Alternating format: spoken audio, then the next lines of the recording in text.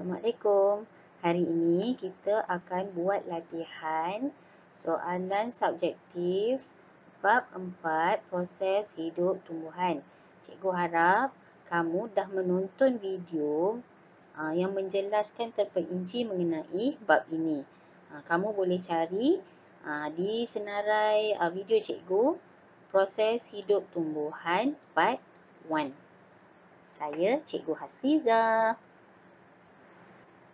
Baiklah, untuk soalan yang pertama, kita dapati X tu macam pokok pine kan? Okey, pokok Y tu macam pokok cactus. Rajah menunjukkan tumbuhan X menyesuaikan diri di kawasan cuaca sejuk. Manakala tumbuhan Y menyesuaikan diri di kawasan cuaca panas. Tuliskan dua ciri-ciri bagi tumbuhan X. Okey, apakah ciri-ciri khas bagi tumbuhan X? Daun tajam berbentuk duri dan juga pokok dia berbentuk kun. Okey, nyatakan dua ciri-ciri bagi tumbuhan Y pula. Batang dia boleh menyimpan air dan dia mempunyai akar tumbuhan yang sangat panjang. Okey, untuk apa kaktus mempunyai dua ciri ini? Dekat gurun jarang berlaku hujan. Jadi tanah dia tidak sentiasa lembap, agak kering.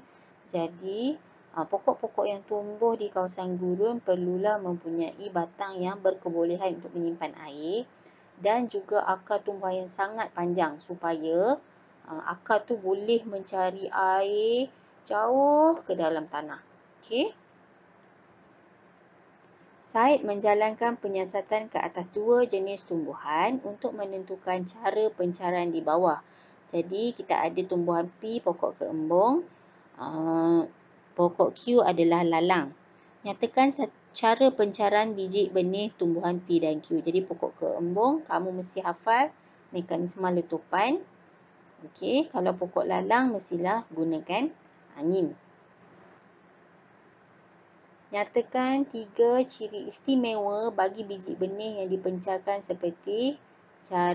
dengan cara seperti di A tadi, mekanisme letupan. Apa ciri-ciri yang perlu ada supaya dia boleh memencarkan melalui mekanisme letupan? Biji benih ringan, kecil, mempunyai bulu dan struktur yang ringan dan juga mudah diterbangkan supaya bila dia meletup tu dia boleh diterbangkan oleh angin ke tempat yang lain jauh dari induknya. Okay, soalan yang ketiga, rajah menunjukkan biji benih buah getah sebelum dan selepas biji tersebut matang. Okey, bila sebut biji getah kamu kena ingat cara pencarian dia adalah melalui mekanisme letupan.